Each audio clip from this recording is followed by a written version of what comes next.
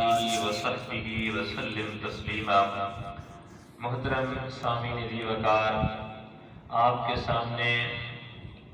ایک آیت مبارکہ کی تلاوت کرنے کی سعادت حاصل کی۔ یہ آیت مبارکہ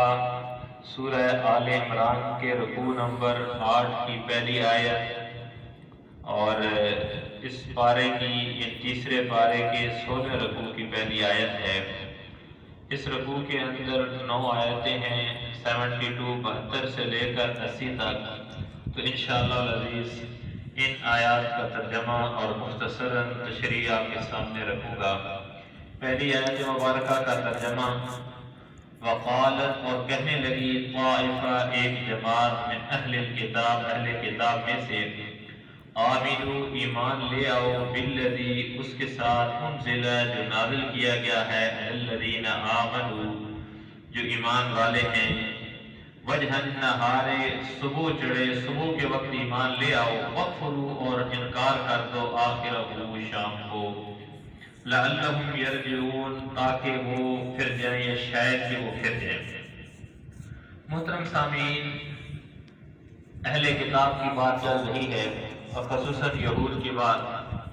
تو اب اہل کتاب نے جب دیکھا کہ دین اسلام پھل رہا ہے، پھول رہا ہے، لوگ ایمان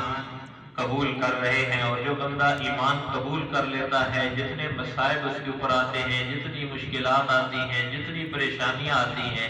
وہ ان سے ڈرتا نہیں، ہٹتا نہیں، بلکہ دین کے اوپر ڈٹا ہوا ہے، حتیٰ کہ وہ وقت بھی آتا ہے کہ اس کی جان چلی جاتی ہے لیکن وہ دین سے پھرتا نہیں۔ اور انہوں نے جب دیکھا کہ لوگوں کے سامنے یہ حقانیت، یہ صداقت واضح ہو چکی ہے، تو انہوں نے کہا کہ ایسے کیوں نہ کریں، ہم کو ایسی چال چلیں کہ جس کی وجہ سے لوگ یہ سمجھیں کہ دین جھوٹا ہے، سچا نہیں ہے۔ تو انہوں نے یہ چال چلی، انہوں نے کہا چلو ایسا کرتے ہیں۔ ان میں سے جو ایک تیز گروہ تھا، اس نے کہا کہ ایسا کرو کہ صبح کے وقت اسلام قبول کر لو، شام کو انکار کر دو۔ جب شام کو انکار کرو گے تو جو ایمان والے ہیں وہ کہیں گے کہ اس وجہ سے یہ انکار کر دیا ہم نے، کہ تو پڑھے لکھے لوگ تھے، اہل کتاب تھے، تو انہوں نے جو انکار کر دیا ہے اس کی کوئی وجہ ہوگی خاص، ایسے انکار نہیں کیا تو لوگ اس سے کیا ہوگا، متنفر ہو جائیں گے، لعلہم یرجعون شاید کہ وہ پلٹ جائیں۔ تو یہ وہ یہود و نصارہ کی چال تھی کہ انہوں نے کہا کہ تم ایسا کرو، وقالت طائفہ اور کہنے لگی ایک جماعت من اہل الکتاب اہل کتاب میں سے، آمنو ایمان لاؤ، بالذی اس کے اوپر انزل علی الذین آمنو جو ایمان والوں کے اوپر نازل کیا گیا ہے، وجہ النہار صبح چڑھے، یعنی صبح جب صبح ایمان لے آؤ، وکفروا آخرہ اور جب اس کا دن کا آخر آئے اس وقت انکار کر دو۔ یہ چال چلی انہوں نے، لعلہم یرجعون، اس کی وجہ یہ تھی کہ شاید کہ وہ پھر جائیں، یعنی ایمان والے بھی ان کی اس چال کی وجہ سے جو لوگ نہیں پھر رہے ہیں وہ پھر جائیں۔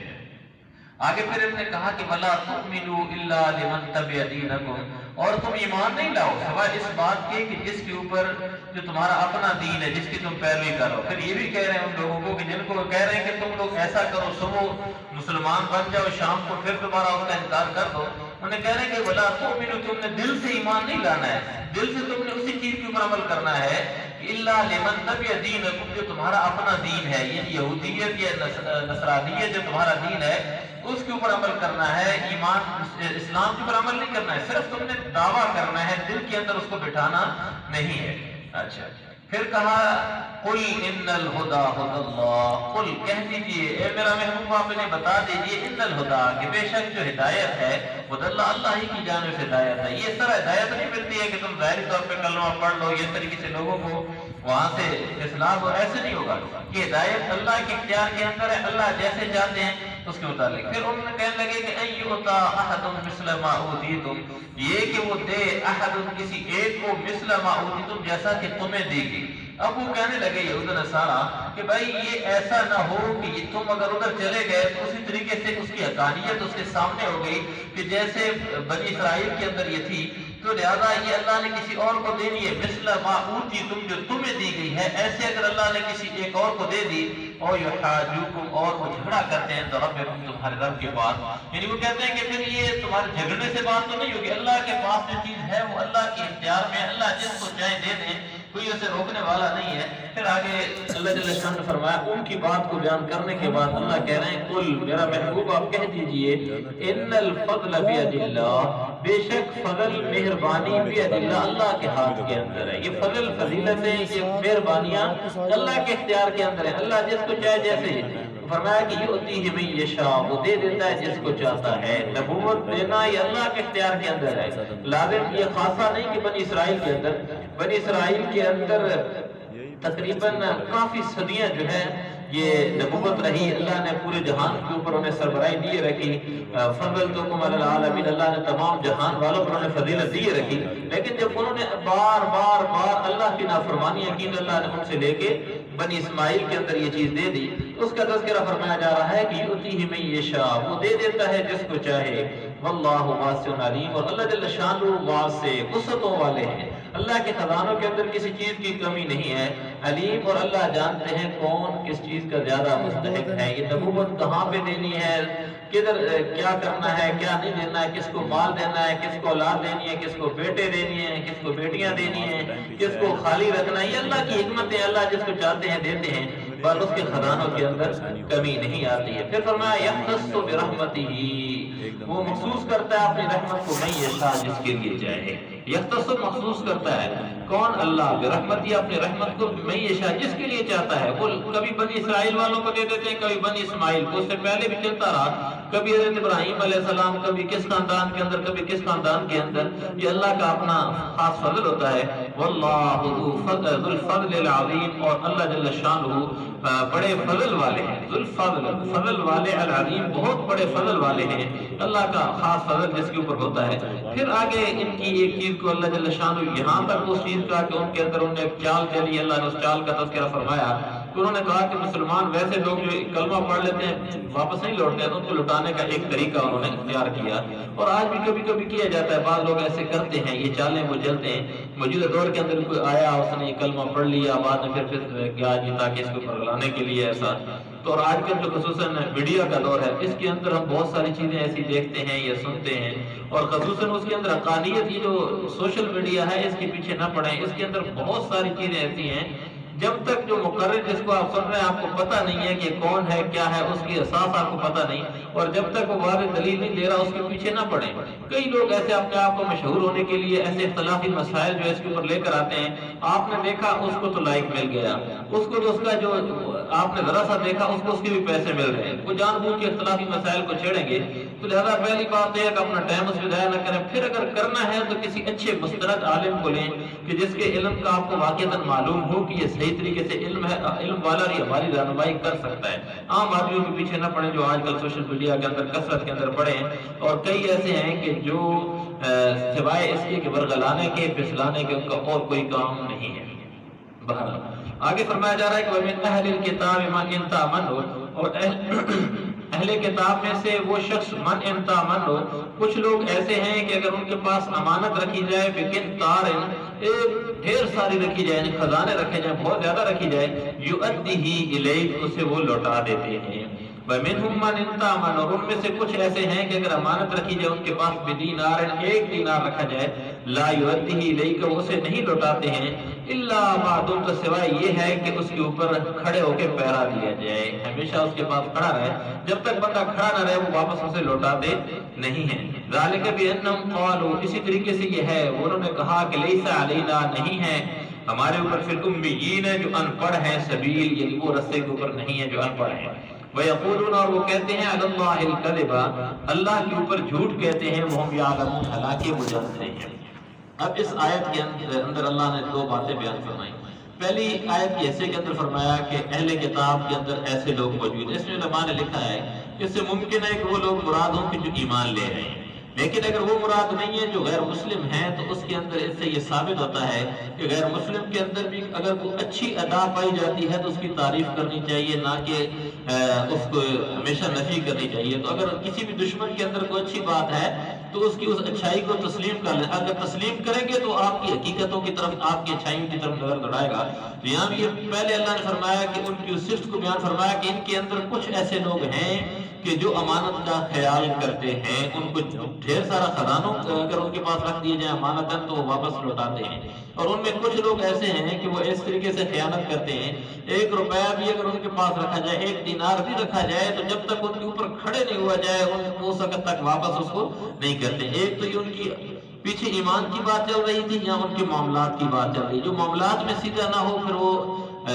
دین کے معاملے کے اندر بھی اس کے اندر کمزوری پائی جاتی ہے، تو اس کا تذکرہ۔ پھر ان کی ان باتوں کو بیان کیا جا رہا ہے کہ وہ کہتے ہیں کہ ہم تو جو ہے وہ پڑھے لکھے لوگ ہیں، یہ امی ہیں، ان پڑھ لوگ ہیں، جاہل لوگ ہیں ان کے متعلق، اور پھر اللہ فرما رہے ہیں کہ اللہ کے اوپر جھوٹی باتیں بیان کرتے ہیں۔ اب انہوں نے کیا کہا، ان کے ہاں ایک قاعدہ کلیہ تھا، یہ جو یہود ہیں، یہود تورات کے علاوہ تالمود ایک کتاب ہے اس کو مانتے ہیں جو ان کے لیے اسپیشل۔ اب اس کے اندر ان کا لکھا ہوا ہے کہ جو یہودی ہیں وہ اس کائنات کے سب سے بہترین قوم ہیں، اور وہ آپس میں ایک دوسرے کے ساتھ زیادتی نہیں کر سکتے، ایک دوسرے کا مال ناجائز طریقے سے کھانا ان کے لیے حرام، آپس میں یہود کا نہیں کھا سکتا ہے اور نہ ہی اس کے ساتھ کوئی زیادتی کر سکتا ہے، لیکن کسی غیر یہودی کا مال کھانا اس کے لیے چاہے فراڈ کرے، دھوکہ کرے، کوئی گناہ نہیں ہے۔ یعنی اتنی جتنی بھی چیزیں پابندیاں ہیں صرف وہ یہود کے لیے ہیں کہ ان کے ساتھ زیادتیاں نہ کریں، غیر یہود کے لیے جتنا وہ کر سکتے ہیں اس کے متعلق کہا جا رہا ہے وہ کہتے تھے کہ ہماری قومیت، فرمایا جا رہا ہے کہ وہ یقولون، وہ کہتے ہیں اللہ الکذب، اللہ کے اوپر جھوٹ کہتے ہیں، وہ ہم یعلمون، حالانکہ وہ جانتے ہیں، بلا من اوفا، بلکہ جس شخص نے پورا کیا اس کے عہد کو، واتقا، اور اللہ سے ڈرا، فإن اللہ يحب المتقین، پس بے شک اللہ جل شانہ یحب، پسند کرتے ہیں، المتقین، تقوی اختیار کرنے والوں کو، پرہیزگاری کرنے والوں کو۔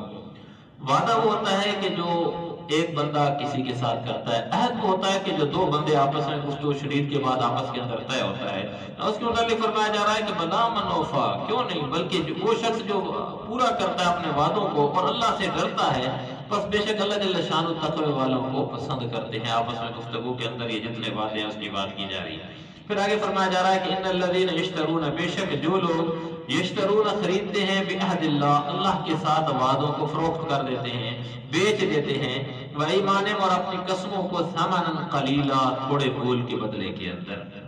اس کے متعلق یہی ہے کہ جب وہ یعنی کہ کسی چیز کو، جھوٹی چیز کو بیان کرنا ہے، قسمیں کھا کھا کے بتاتے ہیں، لوگ یقین نہیں کرتے، ہاں جی اس کتاب کے اندر ایسا لکھا ہوا ہے، تو گویا وہ جو یہ قسمیں کھا کھا کے اس چیز کو، یا باقی جھوٹ بول کے اس کے اوپر قسمیں کھاتے ہیں، اس کے متعلق کہا جا رہا ہے، اور خصوصاً ان کی یہود و نصارہ کی بات کو بیان کیا جا رہا ہے کہ یہ جو باتیں بیان کرتے ہیں، فرمایا اولئک لا خلاق لهم فی الآخرہ، یہی لوگ ہیں جن کے لیے لا خلاق، نہیں حصہ ہے ان کے لیے فی الآخرہ، آخرت کے اندر بھی کوئی حصہ نہیں ہے، ولا یکلمهم اللہ، اور اللہ جل شانہ ان سے گفتگو بھی نہیں کریں گے، ولا ینظر الیہم، اور نہ ان کی طرف نظر کریں گے، یوم القیامہ، قیامت والے دن، ولا یزکیہم، اور نہ ان کا تزکیہ کریں گے، ولہم عذاب علیم، اور ان کے لیے دردناک عذاب ہے۔ ایک حدیث مبارکہ ہے جس کا مفہوم یہ ہے کہ نبی پاک صلی اللہ علیہ وسلم فرمایا کہ کسی بندے نے کسی کے ساتھ اس کی کسی چیز کو دبا لیا تو اس کو جو ہے جہنم کی آگ کے اندر ڈالا جائے گا۔ صحابی کہنے لگے کہ یا رسول اللہ صلی اللہ علیہ وسلم، اگر کسی نے کوئی چھوٹی سی چیز لے لی، فرمایا کہ ہاں چھوٹی سی لی تو تب بھی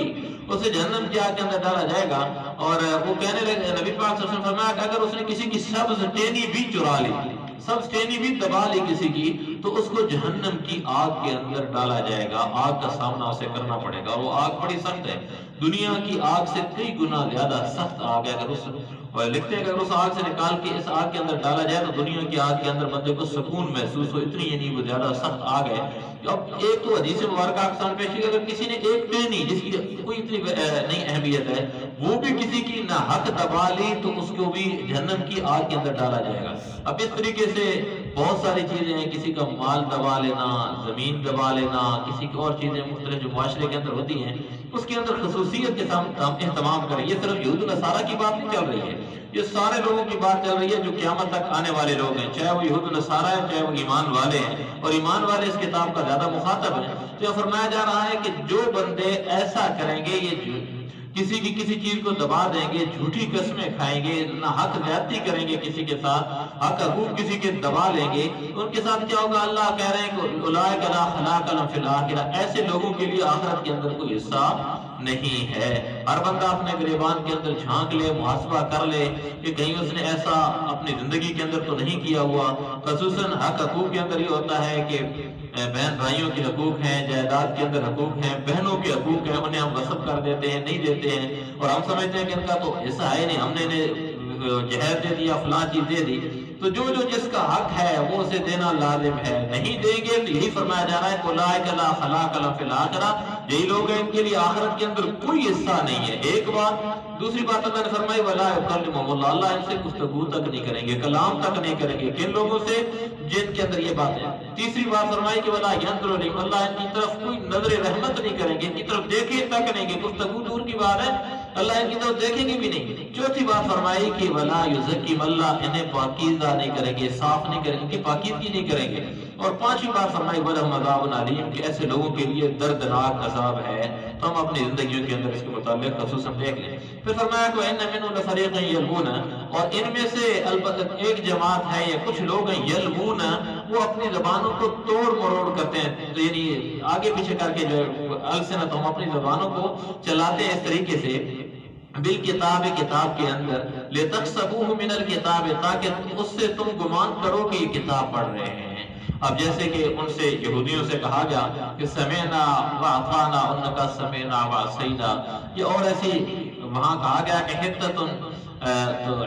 گندم کے دانے کو انہوں نے کہا کہ تم مغفرت طلب کرتے جاؤ، انہوں نے کہا کہ حنتتن گندم کا دانہ ہمیں چاہیے۔ یہ اس طرح نبی پاک صلی اللہ علیہ وسلم سے وہ کہتے تھے کہ لا تقولوا راعینا وقولوا انظرنا، کہ وہ کہتے تھے راعینا کا مطلب ہوتا ہے کہ اے میرے چرواہے۔ تو اللہ نے فرمایا کہ اے ایمان والو تم اس طرح یہ لفظ استعمال نہ کرو، کیونکہ اس میں یہ اشباہ پیدا ہو سکتا ہے، شک پیدا ہو سکتا ہے۔ آپ کہا کرو انظرنا کہ یا رسول اللہ صلی اللہ علیہ وسلم ہماری طرف دیکھیے، اس سے بچیے۔ تو یہ یہود و نصارہ کی باتیں تھیں جو اس کے متعلق فرمایا جا رہا ہے کہ ان میں سے کچھ لوگ ایسے ہیں کہ یلوون، اپنی زبانوں کو توڑ موڑ کے پیش کرتے ہیں اور ایسے محسوس کراتے ہیں کہ گویا یہ کتاب میں سے مسئلہ پیش کر رہے ہیں۔ وما هو من الکتاب، حالانکہ وہ کتاب میں سے نہیں ہوتا، کتاب نہیں ہوتی، یعنی وہ بنا کے، اور ان کے اندر یہ باتیں تھیں کہ وہ مسائل ڈھونڈ کے انہیں بتا دیتے تھے، تھوڑا ادھر سے پڑھ لیا ہے، کسی کو لے لیا۔ تو پھر فرمایا جا رہا ہے کہ وَيَقُولُونَ هُوَ مِنْ عِنْدِ اللَّهِ، وہ کہتے کیا ہیں؟ وَيَقُولُونَ، وہ کہتے ہیں هُوَ مِنْ عِنْدِ اللَّهِ، یہ اللہ کی جانب سے ہے۔ وَمَا هُوَ مِنْ عِنْدِ اللَّهِ، حالانکہ وہ اللہ کی جانب سے نہیں ہے۔ وَيَقُولُونَ عَلَى اللَّهِ الْكَذِبَ، اور جو بندہ اللہ کے اوپر جھوٹ گڑتا ہے، وَهُمْ يَعْلَمُونَ، حالانکہ اللہ تو جانتے ہیں، اور وہ بھی جانتے ہیں، انہیں پتا ہے کہ ہم اللہ کے اوپر جھوٹ باندھ رہے ہیں۔ ظاہر ہے کہ جب بندہ ایک توڑ مروڑ کے دنیاوی فائدے کے لیے دین کی بات کو غلط پیش کرتا ہے، جیسے انہوں نے کیا، بہت ساری باتوں کو چھپا دیا، تو اس کے متعلق فرمایا جا رہا ہے کہ خود بھی جانتے ہیں، اللہ بھی جانتا ہے، تو لہذا ان چیزوں سے بچنا چاہیے۔ اور دوسری بات یہاں بھی انہوں نے لکھی ہے کہ جو ان کی تالمود کے اندر بات لکھی ہے، مَا كَانَ لِبَشَرٍ أَن يُؤْتِيَهُ اللَّهُ الْكِتَابَ، نہیں ہے کسی بشر کے لیے یہ کہ اللہ اسے کتاب دے اور حکمت دے، ونبوت، اور نبوت دے۔ تین باتوں کا اللہ نے فرمایا کہ کسی انسان کے لیے یہ نہیں ہے کہ اللہ اسے تین باتیں، یعنی اللہ اسے کتاب بھی دے، حکمت بھی دے اور نبوت بھی دے، ثم یقول، پھر وہ کہے للناس، لوگوں سے، کونوا، ہو جاؤ عبادا لی، میری عبادت کرنے والے، من دون اللہ، اللہ کے علاوہ، اللہ کو چھوڑ کے میری عبادت کرو۔ وہ بندہ جس کو اللہ تین نعمتوں سے سرفراز فرمائے کہ اللہ کریم اسے جو ہے کتاب بھی دے، حکمت بھی دے، نبوت بھی دے، اور وہ لوگوں کو کہے کہ تم میری بندگی کرو اللہ کو چھوڑ کے، وَلَٰكِن كُونُوا، لیکن انہوں نے تو کہا ربانیین، کہ اللہ والے بن جاؤ، بما کنتم تعلمون الکتاب، کہ جو کچھ تو کتاب کے اندر سے تم نے سیکھا، حالانکہ وہ کتاب سکھاتے ہیں، تعلمون الکتاب، تمہیں کتاب سکھاتے ہیں، وَإِمَّا كُنتُمْ تَدْرُسُونَ، اور تمہیں اس کا درس دیتے ہیں۔ اب یہاں پہ مختصراً بات یہی ہے کہ حضرت عیسیٰ علیہ السلام کے متعلق یہ بات کی جا رہی ہے کہ اب انہوں نے کہا، عیسائیوں نے، کہ عیسیٰ علیہ السلام نے ہمیں کہا ہے کہ میں اللہ کا بیٹا ہوں، میں تمہارا الہ ہوں، ان کی یہ بات ہے۔ اس کا جواب دیا جا رہا ہے کہ یہ کیسے ممکن ہے کہ عیسیٰ علیہ السلام کو تو اللہ نے کتاب دی، اللہ نے حکمت دی، اللہ نے نبوت دی، کہ وہ تمہیں کہیں کہ تم میری عبادت کرو، یہ ناممکن ہے۔ ایک تو دنیاوی اعتبار سے بھی دیکھیں کہ اگر کوئی بادشاہ ہو، کوئی بھی بڑا ہو، اپنا کسی کو نائب بناتا ہے تو اس کو چن کے بناتا ہے، دیکھتا ہے کہ جو میری نافرمانی نہیں کرے گا۔ اللہ وہ کہ جس کو پتا ہے، جس کو بنا رہا ہے، اس کے حکم کے بغیر وہ چل ہی نہیں سکتا، تو وہ کیسے ایسے بندے کو بنائے، یا ایسا بندہ کس طریقے سے اللہ کی نافرمانی کرے؟ انبیاء کرام خطاؤں سے معصوم ہوتے ہیں، تو لہذا یہ ناممکن ہے ایسی بات کرنا، یہ ان کی طرف سے ایک کھڑی ہوئی بات ہے۔ اللہ کریم کی ذات ان تمام باتوں کو ہم سب کو صحیح معنوں کے اندر صحیح طریقے سے سمجھنے کی توفیق سے